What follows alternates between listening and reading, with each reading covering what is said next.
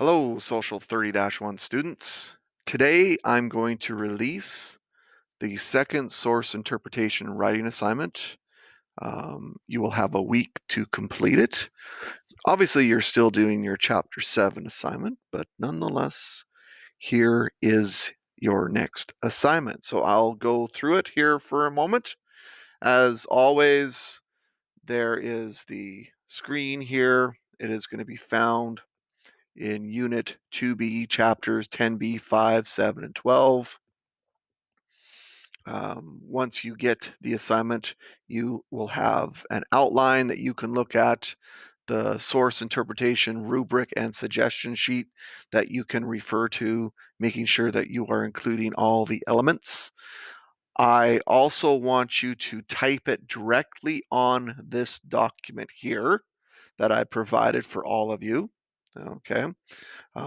Once you know that you're in kind of a homeschooling setting, it's more difficult for me to keep tabs on you. Okay, so I need to see directly how you are working on this assignment. And we'll talk about whether or not you're allowed to look up sources and stuff like that. I think I have come to a compromise, but uh, the thinking I have with that is if you are going to use sources from outside your brain, I want you to cite them. And I'll give you another video in a day or so that will show you how to cite your sources. But like I said, these are interpretation assignments. Content, yes, is important, but ultimately your ability to interpret the sources and identify the said relationships between the sources is more important. But anyways, I digress. So let's have a look at the choices. And once again, I am going to give you two options this time. I'm going to give you a predominantly German theme, or I'm going to give you a predominantly Russian theme. And I think they're both lovely sources. So let's have a look at the first one. So the first one, and I am not going to spend any time analyzing these, I'm just going to show them to you. Okay. I mean, obviously, the first source is a political cartoon, and I don't think I need to tell you who this gentleman is or was, etc. You know, take note of what's going on here, what kind of thing this is, and then specifically take note of these captions of the people that are behind bars. All right. And then what he says, the year, etc. Source 2 is a generic term. Okay, so it's not specifically from anybody specifically, but certainly you have to spend some time maybe identifying its perspective, but certainly how it links to liberalism. As of always, please, please, please, please, when you interpret a source, how does the source link itself to a liberal principle? Does it embrace liberalism? In what way specifically?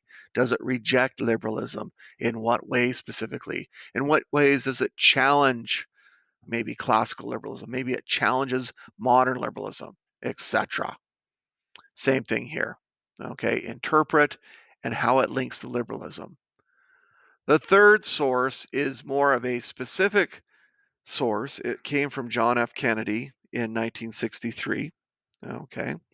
And basically he's speaking to the people of Berlin in that year. And you might want to do a little bit of research behind that a little bit. All right. So a paragraph for source 1, a paragraph for source 2, a paragraph for source 3, and then of course the relationship paragraph, which has to be more developed than the individual respective paragraphs. Okay, so what is the overarching theme that the three sources share? And then prove that. Okay, how does source 1 relate back to that overarching theme? How does source 2 relate back to that overarching theme? How does source 3 relate back to that overarching theme? And then find some interconnection between the sources themselves. How does source 3 relate to 2? How does source 2 relate to 3? How does source 1 relate to source 3, etc.? Is there a cause and effect relationship amongst the sources? Is there a time effect? Okay, that one happened before the other. Are they on the same side of the political or economic spectrums, etc.? There's lots of things you can come up with. All right, so that's option A. Option B would be more of a Russian theme.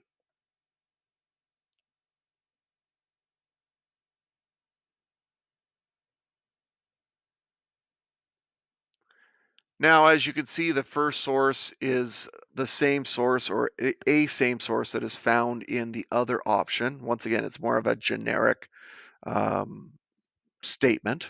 Okay.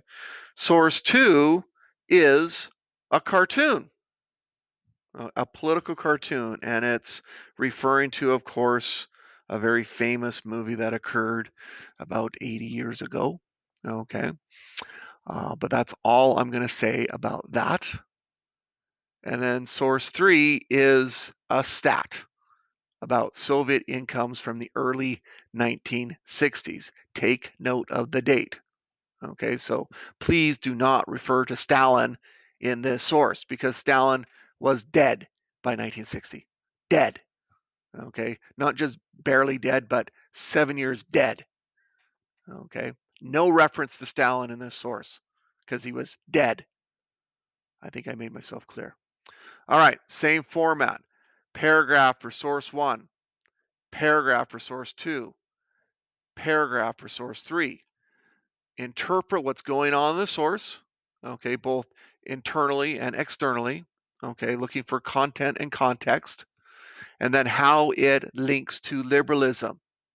And then in the last paragraph, find relationships between the sources. Okay, what is an overarching theme that all three sources share? Okay, the extent of government control might be an example. The role of the individual in that said society or those societies in general.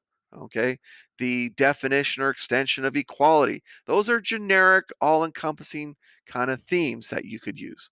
Okay, and then how does each of those sources relate back to that overarching theme? And then also find relationships.